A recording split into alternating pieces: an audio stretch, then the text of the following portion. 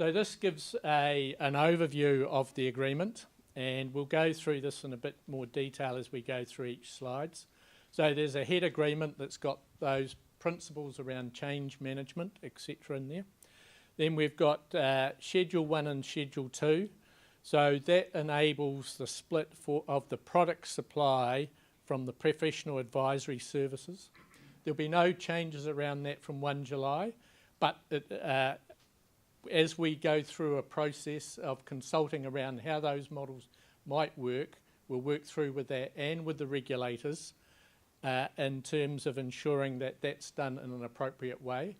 And also, patients won't be allowed to just have one without the other. Whatever the model is coming forward, patients will have access to both components. Then we've got Schedule 3, which is made up of 3 components. So Schedule 3A is around the national service specs and national funding, and that's where we have consistency across all 20 DHBs.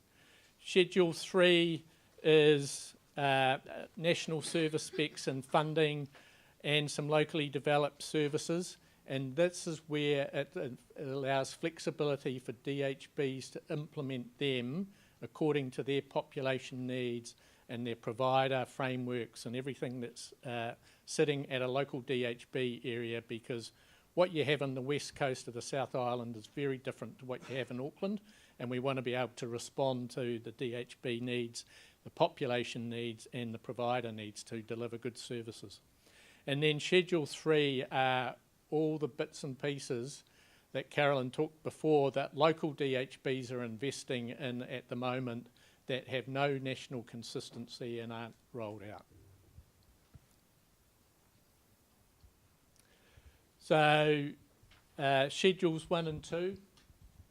So this is about supporting the skilled roles of pharmacists and medicines management. And we're already getting approached by pharmacists who want to deliver innovative models but feel constrained by the existing agreement. So the Schedule 1 is the pharmaceutical supply services, the product only, and then Schedule 2 is the professional advisory services. So as I said before, they will be offered to everyone from day one, and it will be a process for us to get through that split in the future. And as I said, this is, provides an opportunity to work in new and innovative ways going forward. So just want to be clear that patient safety is paramount throughout this process. We don't want to put in changes or anything else that's going to compromise patient safety.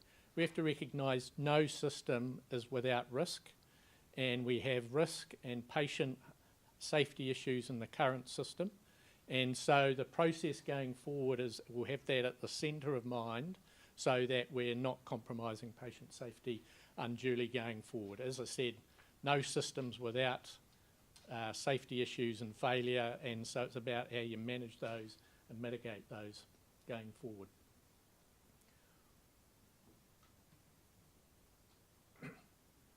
So Schedule 3, as I said, split into 3 components. So Schedule 3A, services provided and funded nationally and consistently with no local variation. Any variation or amendments will be done through the national process. So that includes things like methadone, clozapine, aseptic pharmacy, etc. And from day one, they will be as they are at the moment, and they wouldn't change unless there's a national process around that.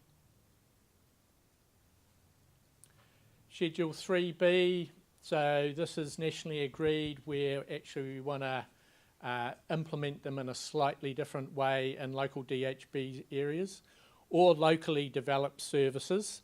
So an example in the Auckland Waitemata region, for example, we're running what's called a safety and practice program with community pharmacy. It's the only program of its type in New Zealand, and we would be running that through that process, and it wouldn't be a requirement for other DHBs to necessarily pick up that service.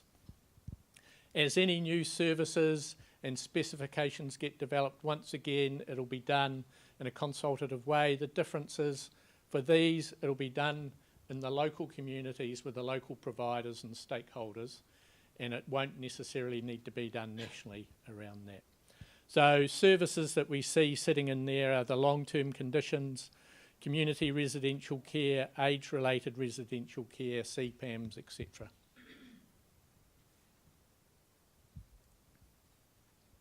In Schedule 3C, all the services that are in Part P at the moment, and things like rural adjusters and everything like that. And once again, they will be developed and discussed and consulted on locally around any changes.